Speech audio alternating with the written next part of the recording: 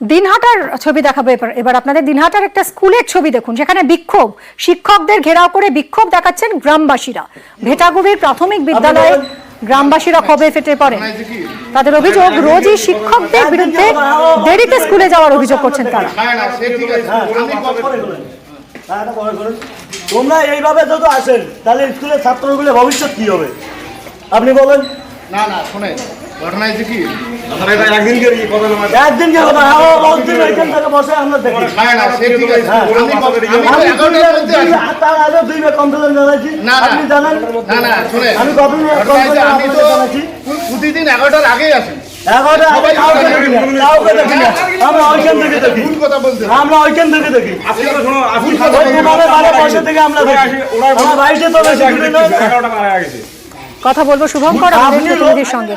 শুভঙ্কর, এরকম একটা পরিস্থিতি যেখানে শিক্ষকের দিকে অভিযোগের আঙুল তুলছেন একজন অভিভাবক, বলছেন যে দেরি করে আসেন স্কুলে, আর শিক্ষককেও সেখানে কৈফিয়ত দিতে হচ্ছে যে তিনি কেন দেরি করে আসেন বা আদৌ আসেন কিনা। এরকম পরিস্থিতি কেন স্কুলে? দেখো, ভেটাগুড়ি চতুর্থ পরিকল্পনা প্রাথমিক বিদ্যালয়, এই স্কুলের অভিভাবক এবং ছাত্রছাত্রীদের অভিযোগ, শিক্ষকরা প্রতিদিনই দেরি করে আসেন। কেউ 11:30টায়, কেউ 12টায়, কেউ 12:30টায়। এদিনও স্কুলে 11:15টায় যখন প্রধান শিক্ষক আসেন তখন ওই স্কুলের অভিভাবকদের ঘিরে বিক্ষোভ দেখান। তাদের যেটা বক্তব্য যে কেন এইভাবে দেরি করে আসেন, তাহলে শিক্ষকদের পঠন, ছাত্রছাত্রীদের পঠন পাঠন কিভাবে হবে। যদিও এদিন 3 জন শিক্ষক এসেছেন, বাকি আর একজন শিক্ষক দুপুর 12টা বেজে গেলেও আসেননি। এরপরই অভিভাবক ও ছাত্রছাত্রীরা বিক্ষোভ দেখায়। যদিও পরে শিক্ষকরা, প্রধান শিক্ষক যিনি তিনি মেনে নিয়েছিলেন, তিনি যেটা জানিয়েছেন এদিন তার অন্যান্য দিন যত সময় এলেও এদিন তিনি 15 মিনিট দেরিতে এসেছেন, অর্থাৎ 11:15 তিনি স্কুলে ঢুকেছেন। তবে বাকি শিক্ষকরা দেরি করে আসেন, তিনি এটা বলেছেন। তিনি বলেছেন যে আমি এরপরে কিছু সমস্যার সমাধান হয় কিনা সেদিকে অবশ্যই নজর।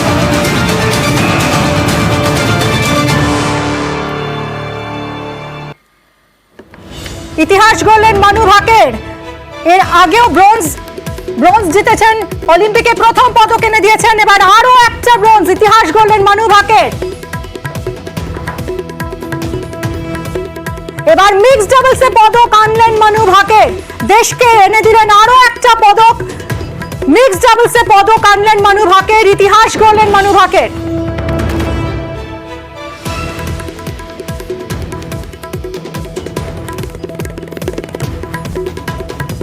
একই অলিম্পিকে দ্বিতীয় পদক মানু ভাকেরের, দেশের মুখ উজ্জ্বল করলেন মানু ভাকের আরো একবার। মিক্সড ডাবলসে এবার ব্রোঞ্জ জয় করলেন মানু ভাকের।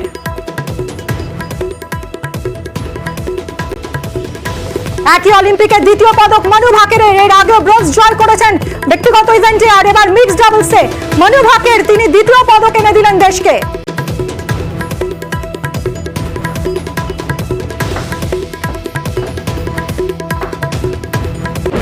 সোনার মেয়ে মানু ভাকের দেশকে দ্বিতীয় পদক এনে দিলেন, ইতিহাস গড়লেন মানু ভাকের। একই অলিম্পিকে দ্বিতীয় পদক, দুটো পদক এনে দিলেন দেশকে মানু ভাকের। রাইফেল শুটিং এর আগে ব্যক্তিগত ইভেন্টে ব্রোঞ্জ জয় করেছেন, এবার সেই একই অলিম্পিকে 2024 প্যারিস অলিম্পিক্সে আরো একটা পদক এনে দিলেন মানু ভাকের মিক্সড ডাবলসে। এবার ইরন আমাদের প্রতিনিধি রয়েছেন। ইরন, এত গর্বের মুহূর্ত দেশের জন্য। একদমই 124 বছরের রেকর্ড ভেঙে গেল। 124 বছর আগে ভারতের তরফ থেকে একজন অ্যাথলিট, তিনি তখন ভারত ব্রিটিশের অধীনে ছিল, সেই সময় নরম্যান রিচার্ড স্বাধীনতার পর থেকে ভারতের ইতিহাসে কোনো অ্যাথলিট আজ পর্যন্ত অলিম্পিকে 2টো পদক জিততে পারেনি। পরপর 2টো অলিম্পিকের পদক আছে, কিন্তু একই অলিম্পিকে 2টো পদক নেই। যে ইতিহাস রচনা করলেন মানু ভাকের এবং সরবজিৎ সিং মিক্সড ইভেন্টে 10 মিটারের যে এয়ার রাইফেল এবং তার যে মিক্সড ইভেন্ট, সেই মিক্সড ইভেন্টে 10 মিটার এয়ার পিস্তলের মিক্সড ইভেন্টে কোরিয়াকে হারিয়ে ইতিহাস তৈরি করলো ভারত। যে ভারতের ইতিহাস লেখা থাকবে স্বর্ণাক্ষরে করে, কারণ এই মুহূর্ত কোরিয়ার সঙ্গে সবেমাত্র খেলা শেষ হয়েছে। মানু ভাকের কিছুদিন আগে ব্যক্তিগত ইভেন্টে তিনি জিতেছিলেন, এবার মিক্সড ইভেন্টে সরবজিৎ সিং যখন কিন্তু খারাপ শট মারছিলেন, ঠিক সেই সময় মানু ভাকের তাকে নিজেকে ছাপিয়ে গেলেন। 10.5, 10.6 এক একটা স্কোর, এবং স্কোর বোর্ড বলছে 16 এবং 10 এই ব্যবধানে কোরিয়াকে হারিয়ে কিন্তু ইতিহাস তৈরি করলো মানু ভাকের এবং সরবজিৎ সিং।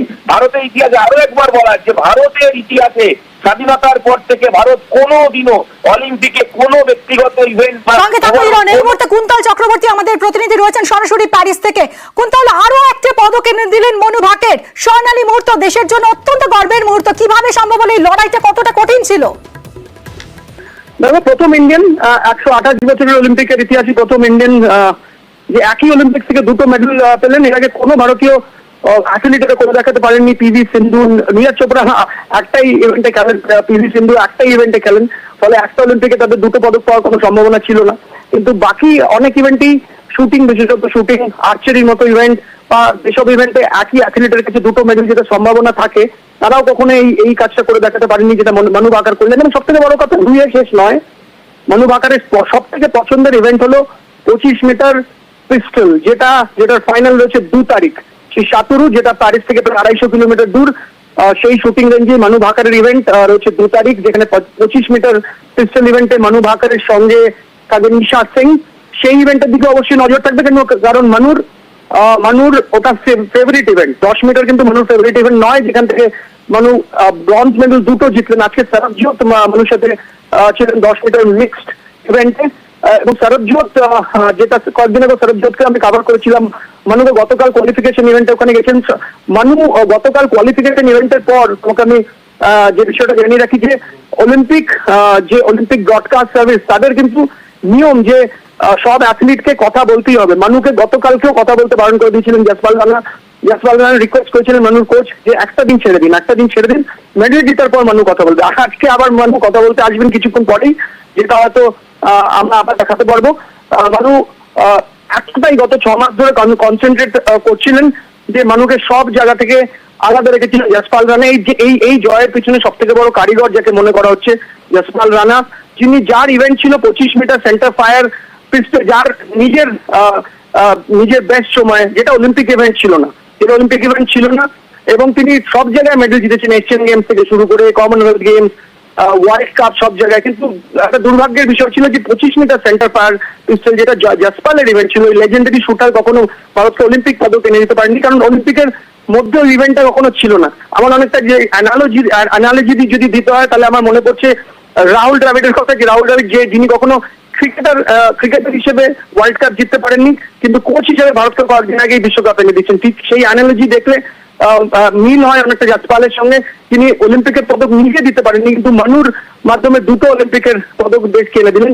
2 শেষ নয়, 3 আসতে পারে। আমি বলছি 2 তারিখ, যখন মনু ভাকার নিজের সব থেকে পছন্দের ইভেন্টে নামবেন 25 মিটার পিস্টল। সেখানে ঈশা সিংও আছেন, হায়দ্রাবাদের শুটার। ঈশার মা বাবাও এখানে এসছেন।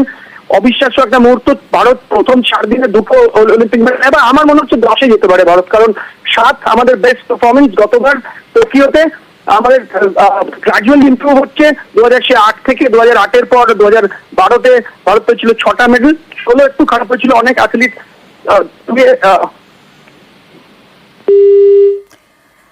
আমরা আবারও যোগাযোগের চেষ্টা করছি। কুন্তল আমাদের প্রতিনিধি সরাসরি প্যারিস থেকে ছিলেন আমাদের সঙ্গে, এবং এই মুহূর্ত অত্যন্ত গর্বের মুহূর্ত দেশের জন্য, কারণ একই অলিম্পিক থেকে পর দুটো পদক এনে দিয়েছেন মনু ভাকার।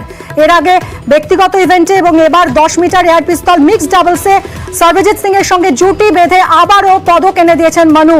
আজ সরবজোত সিং এর সঙ্গে জুটি বেঁধে আরো একটা পদক এলো ভারতের ঝুলিতে। প্যারিস অলিম্পিক্সে মনুর দিকে ফের পদকের জন্য তাকিয়েছিল গোটা দেশ, এবং দেশবাসীকে নিরাশ করেননি মনু। আরো একটা পদক এনে দিয়েছেন। সরবজোতের সঙ্গে জুটি বেঁধে জয় পেয়েছেন Manu Bhaker 10 metre air pistol mixed ডাবলসে। এর আগে ব্যক্তিগত ইভেন্টে ব্রোঞ্জ পেয়েছেন এই সোনার মেয়ে, এবং এবার আরো একটা পদক এনে দিলেন দেশকে। ইতিহাস গড়লেন মনু ভাকার। এখনো মনুর ফেভারিট ইভেন্ট বাকি 25 মিটার এয়ার পিস্টল। সেখান থেকেই মনু কি আনেন সেদিকেই এই মুহূর্তে তাকিয়ে রয়েছে দেশবাসী। আজ নজর ছিল সকলেরই এই পদকের জন্য। আজ নেমেছিলেন এই জুটি বেঁধে সরবজোত সিং এবং মনু ভাকের, এবং নিরাশ হয়নি দেশবাসী। ব্রোঞ্জ আরো একটা পদক এনে দিলেন মনু ভাকের, এবং অত্যন্ত গুরুত্বপূর্ণ একই অলিম্পিক্সে এই 2024 প্যারিস অলিম্পিক্স থেকেই পরপর দুটো পদক জয় করলেন মনু। এর আগের অলিম্পিক থেকে চোখের জলে বিদায় নিতে হয়েছিল মনুকে, এবং তারপর অনেক ঘটনা গড়িয়েছে, এবং তারপর নিজেকে তিলে তিলে তৈরি করেছিলেন। সেটা যে ব্যর্থ হয়নি এবারের এই অলিম্পিকেই তিনি সেটা প্রমাণ করেছেন। মিক্সড ডাবলসে এবার পদক আনলেন, ব্রোঞ্জ জয় করেছেন Manu Bhaker. 10 metre air pistol mix ডাবলসে এবং এর আগে ব্যক্তিগত ইভেন্টেও তিনি ব্রোঞ্জ পদক এনে দিয়েছেন দেশকে। কোরিয়াকে হারিয়ে ইতিহাস গড়লেন মনু ভাকের সরবজোৎ সিং জুটি। আমরা আবারও চলে যাব আমাদের প্রতিনিধি ইরনের সঙ্গে কথা বলবো। ইরন, এটা কি মাফ করবেন, কুন্তলের সঙ্গে আবারও কথা বলবো, সরাসরি প্যারিস থেকে রয়েছে কুন্তল আমাদের সঙ্গে। কুন্তল, এই যে গত কয়েক বছরে এরকম কি দেখা গেছে যে মনু ভাকের যেটা করলেন, একটা অলিম্পিক থেকেই পরপর দুটো পদক আনলেন, এই কি মানে প্রথম কোনো ভারতীয় অলিম্পিয়ান একই অলিম্পিক্স থেকে পরপর মানে দুটো পদক পেলেন? আচ্ছা, মানে প্রথম ভারতীয় অলিম্পিয়ান এক ইভেন্ট থেকে দুটো পদক পেলেন। 128 বছরে কোনো ভারতীয় অলিম্পিয়ান এটা করে দেখাতে পারেননি। এবং কিছু কিছু ইভেন্টে এই সম্ভাবনা থাকে, শুটিং এ সম্ভাবনা থাকে, সাঁতারে আমাদের অবভিয়াসলি কোনো পার্টিসিপেশন খুব কম থাকে, সেখানে সম্ভাবনা থাকলেও ভারতের পার্টিসিপেশন অতটা থাকে না। অ্যাথলেটিক্সে থাকে, কিন্তু সেখানেও নীরজ চোপড়া ছাড়া কোনো ভারতীয় এখনো অলিম্পিক্সে পদক পাননি। সুতরাং এইসব ইভেন্ট থেকে সম্ভাবনা থাকলেও সেখানে ভারতের পার্টিসিপেশন কম। শুটিং এ অবশ্যই ভারতের পার্টিসিপেশন বেশি থাকে, আর্চারিতে বেশি থাকে, সেখানে সুযোগ থাকলেও কোনো অলিম্পিয়ান এই কৃতিত্ব অর্জন করতে পারেনি, যেটা মনু ভাকের করে দেখালেন একই অলিম্পিক থেকে। যেটা তোমার বারবার বলছি যে 2 শেষ নয়, 2 তারিখ 25 মিটার এয়ার পিস্টলের কোয়ালিফিকেশন রাউন্ড আছে, 3 তারিখ ফাইনাল আছে। অর্থাৎ 2 তারিখ যদি মনু ভাকের ফাইনালে যান, যে 8 জন শুটার আবার 25 মিটার এয়ার পিস্টলের ফাইনালে যাবেন, 3 তারিখ ফাইনাল হবে, সেখানে মনু ভাকের কিন্তু তৃতীয় মেডেলের সম্ভাবনা থাকবে। সেটা অবিশ্বাস্য হবে যদি সেটা করতে পারেন। তাহলে মনু ভাকের ইতিমধ্যেই অ্যাথলিটদের মধ্যে সর্বকালের সেরা অ্যাথলিটদের মধ্যে জায়গা করে নিয়েছেন এই কৃতিত্বের পর। তাহলে বলতেই হবে যে এখান থেকে আরো এক কদম এগিয়ে যেতে পারেন যদি 3 তারিখ 25 মিটার এয়ার পিস্টলের মেডেলও তিনি জিতে নিতে পারেন, যেটা তার ফেভারিট ইভেন্ট। বারবার করে বলছি, মানুষ ফেভারিট ইভেন্ট কিন্তু 10 মিটার এয়ার পিস্টল নয়, 25 মিটার এয়ার পিস্টল, যেটা